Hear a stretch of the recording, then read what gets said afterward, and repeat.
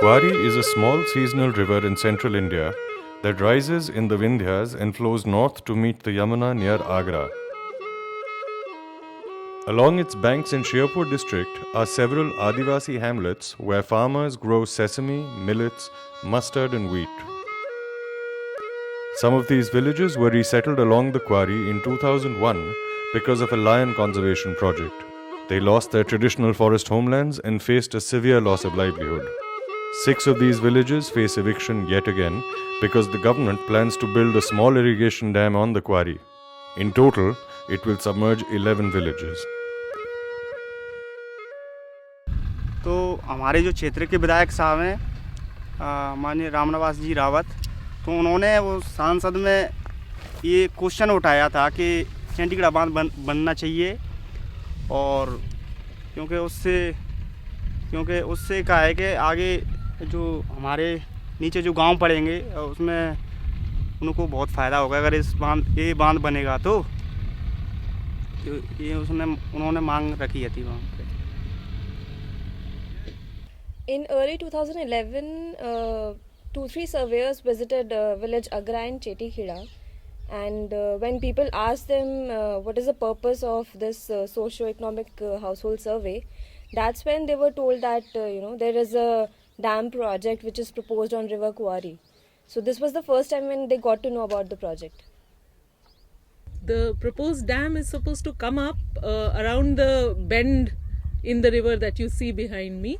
And as you can see, this is the month of December, and there's a lot of agriculture that's happening in this area, which means that what you see, what's likely to get submerged is double cropped agricultural lands. शुरू ऐसे हुआ साहब क्योंकि कि अभी पहले ज्ञानेश्वरी पाडल जो collector थे, तो वो लोग आए अते गांव में, उन्होंने एक मीटिंग भी करी थी, तो उन्होंने ये बात रखी थी कि ऐसे ऐसे यहाँ पे चंडीगढ़ बांध बनेगा और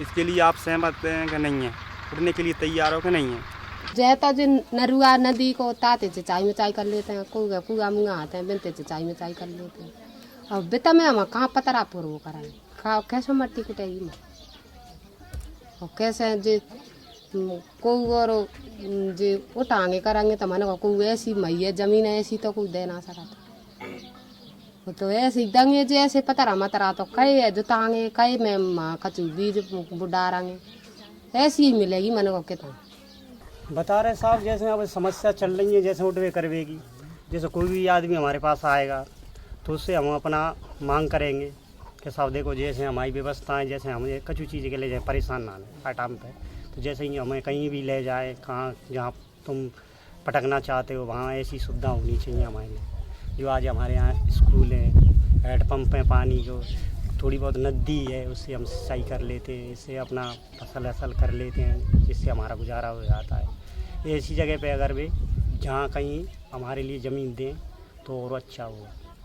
So the first consequence will be on people who own this land, the farmers whose land this is, who are going to be removed from here, and if and when the dam does come up, this entire thing is going to be submerged underwater.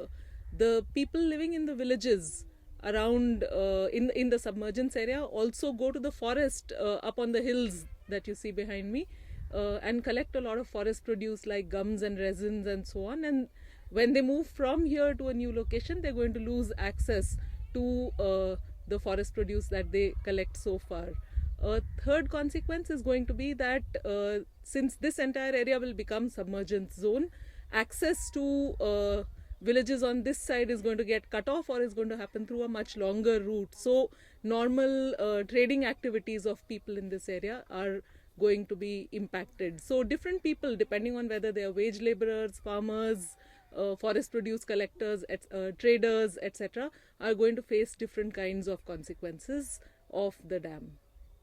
चोरे में अब तो गड्ढा लाना है, आना लानी है मन अब भूखे प्यासे बैठा मरेंगे, और जैसी मन को धरती पर रही तो मजा में खाए में जवांगे मार 4-5 लोग मारी गते बन रहे हैं माइके, और जहाँ तो ना मजदूरी चल जाते हैं, मजदूरी खेती किसानी में जाता है, किसानी कर लेते हैं, हमने कब पाल लेते हैं, मंगा लेते हैं, अंत जाके नहीं हम ऐसे में खाया खाएंगे।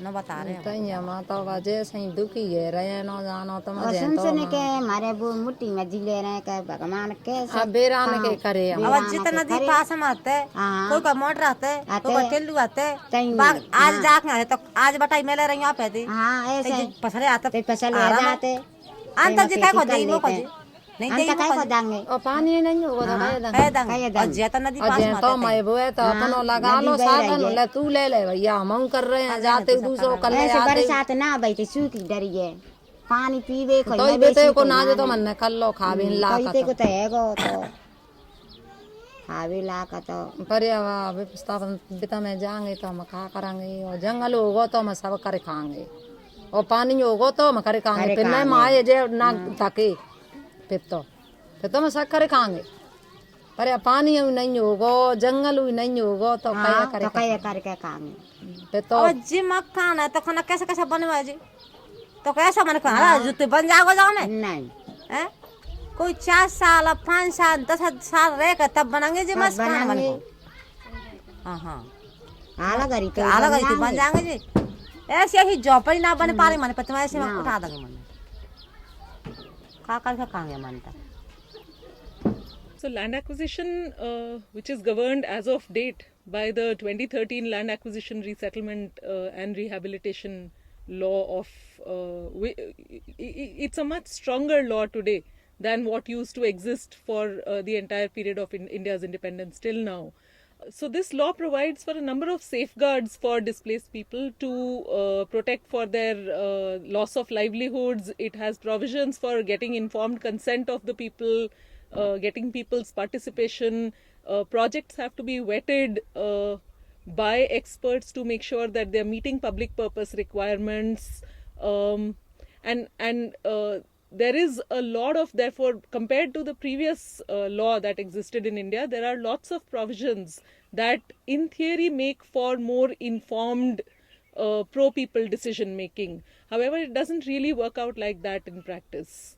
अभी तो जब 3 साल पहले कलेक्टर साहब यहाँ पे आए थे तो उन्होंने 2-3 जगह बताई थी।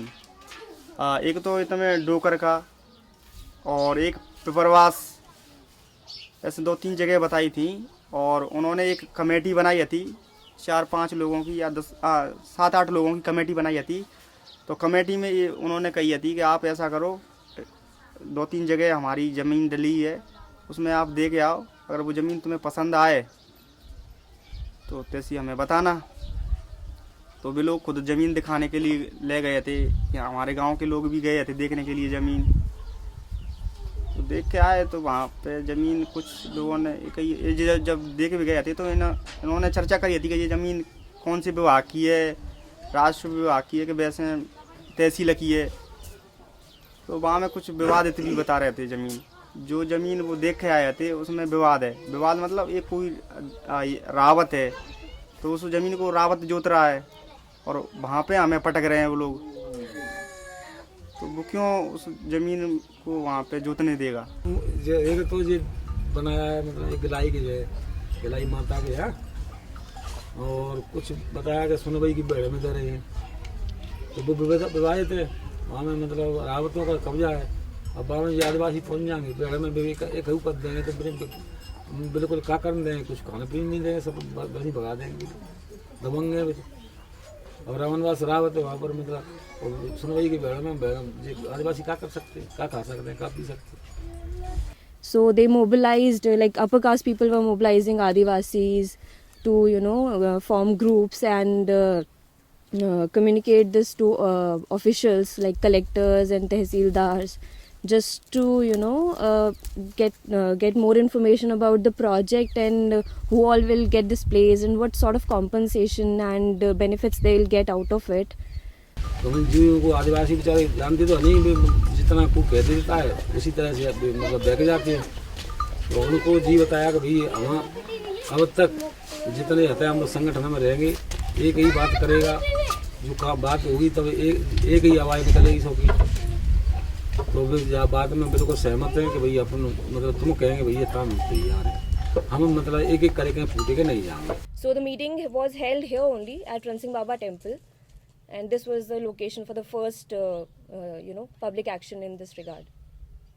हमारे यहाँ रणजीत सिंह बाबा का मंदिर प्रसिद्ध है, उसमें सबकी कसम हुई है कि हमें एक चाहे हमको 1 करोड़ रुपये करेंगे, पर एक आदमी मतलब किसी भी अधिकारी के, किसी भी मतलब लालची के बहलाने से हम निकल जाएंगे नहीं। जब जाएंगे तो सबको एक समान हम लेके जाएंगे, चाहे मुआवजा मिले या ज़मीन मिले, कुछ भी मिले, पर एक लेके जाएंगे। So what is paradoxical and needs to be understood in some detail is the fact that on the one hand the law policy regime surrounding land acquisition, displacement and resettlement has become more and more progressive, not just in India but almost everywhere over the decades. So, and it's in fact the state that is passing these laws and creating these policies that provide for fairly strong safeguards to prevent unfair land acquisition, resettlement and rehabilitation. What is paradoxical though is that the actual outcomes on the ground of land acquisition and what it does to people's livelihoods aren't so progressive. So one possible way of understanding this is to not think of the state as a homogeneous monolithic entity. The state itself consists of various levels, and while the national level state and the state that is distant from the actual ground realities of where such projects play out does pass fairly enabling laws which prevent unfair, or at least which aim to prevent unfair resettlement, rehabilitation, land acquisition. The state actors who are responsible for carrying out land acquisition and resettlement on the ground very often interpret these laws very differently from the way they were intended. हम सब गांव के इकट्ठे करके नहीं बस करके ले गए थे कलेक्टर साहब के यहाँ, कि अपना वहाँ सुझाव देंगे उनको। तो वहाँ जा करके नहीं कलेक्टर साहब के जब पहुँचे तो मैंने उनको अपना ज्ञापन दिया। उन्होंने जी कहा था कि भाई तुम लोग और अनुजात हट जाओ, आदिवासियों से बात करना है। So nearly 200 people turned up for this meeting, and they basically discussed their demands and expectations from this project, and also discussed that they need information on who all will get affected by the project and what would be the compensation package. आदिवासियों से बात नहीं हम हटाए दी उन्होंने। हमने निवेदन किया कि साहब बात आदिवासी बोल नहीं जानते, तो कहते उनको सिखाए के लाए हो। नहीं सिखाए के नहीं लाए हम साहब, उनकी तरफ से हम बोल रहे हैं, हम मतलब 10% भी 80% है। तो नहीं हमको आदिवासियों से बात करना है केवल, और तो आपसे बात नहीं है। हमने आदिवासियों को तो पट्टा देंगे, जमीन देंगे और मुआवजा देंगे, और जो अन्य जाति है उनके लिए हम मुआवजा देंगे और कुछ सहायता देंगे। Look at it from the point of view of somebody who's has been informed that a project like this is coming up in their area. Now, firstly, they have very, very diffuse and conflicting pieces of information that have come to them, filtered through multiple sources over a long period of time. They don't know the exact location of the proposed dam. They don't know whether their village is going to be in submergence or not. They don't know whether their land is going to come into submergence or not. They don't know what the rehabilitation package is, and therefore the entire atmosphere is one of uncertainty, rumors. हाँ बता रहे हैं, dam के बारे में बता रहे हैं कि डैम जो है बन रहा है, तो अब उसमें जाने कितना तो मतलब क्षेत्र डूब रहा है, उसकी जानकारी हमको कोई बता नहीं रहा है। तो इसके बारे में हमको कोई जानकारी बताए तो अच्छी है कि हम डूब में जा रहे हैं या मतलब हमारी ज़मीन मतलब डूब रही है, या मतलब हमको फिर विस्थापित किया जाएगा, क्या होगा हमारा। सर मुझे तो कोई मालूम नहीं है सही पक्का क्या हो रहा है क्या नहीं। पर अधिकारी तो आए होंगे गाँव में। अधिकारी यहाँ पर नहीं आए, जो चेटी केड़ा आए, उन्होंने बताई कि जो यहाँ पे डैम बनने वाला है, तो लोगों ने मना करी, हम नहीं चाहते हैं उस डैम को। And in the middle of all this uncertainty and confusion, when they do try and come together and make some collective demands, the subtle but very clear message that goes across to them is that, look, if you have a problem, come to us, as in the district officers, come to us with your individual problem and we'll try to solve it. But the other subtle message that goes across is that if you do try and mobilize, then that is not really going to go in your favor. Add to this the fact that the people who are trying to come together to form these alliances against perceived injustice are not people who have an easy relationship with each other. They are divided along lines of income, caste, power, class, and there are histories of oppression and injustice even within them. So in this, basically there were two broad categories of people. There were Adivasis and there were non-Adivasis. Non-Adivasis basically included the influential Kushwa families who were politically quite active in the region, and they are also from the displaced villages, so they have already experienced displacement once, and they were the main leaders in this. So given all of this and given the overall environment of uncertainty, rumor, and the subtle message that collective action is not going to be welcome, usually the response of the local community comes out in other forms which include negotiation, subtle resistance, covert resistance, or just outright resignation to the proposed project. जो वैसे राजनेता हैं, जो वैसे लोग हैं, वो सब कहा जाते हैं। इनने आदिवासी भाइयों को वैसे चूतिया बनाए बनू और विस्थापित करे, उनके नाम से शासन के जो बड़े बड़े लोग हैं वो सब यह चीज़ में भाग ले जाते हैं और इनकी मट्टी कुट जाते हैं। सरकार बंद है जी, तो महाराज अब तो बंद है, वो कैसे रोके वो दोबारा विस्थापन नहीं यहाँ पाओ होगा जी पुराने गाँव में नहीं जी। अगर आज ये अपन तो आप आए हो बिन को नहीं हो पाओ कहा भैया। अगर आज चैठी आज गाँव में जी पुराने गाँव में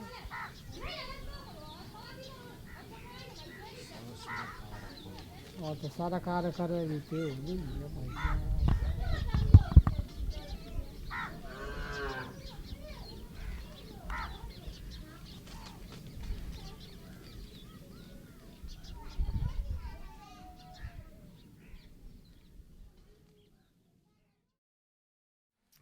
अचरज देखा बारी रे साधु भाई, अचरज देखा बारी,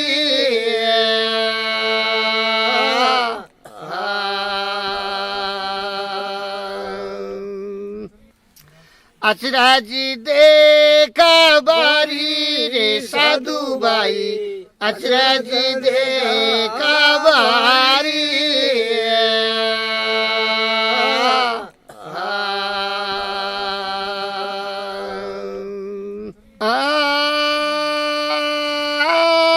मर के तो फिर जिंदा तो हो गया, बिना भोजन बलदारी,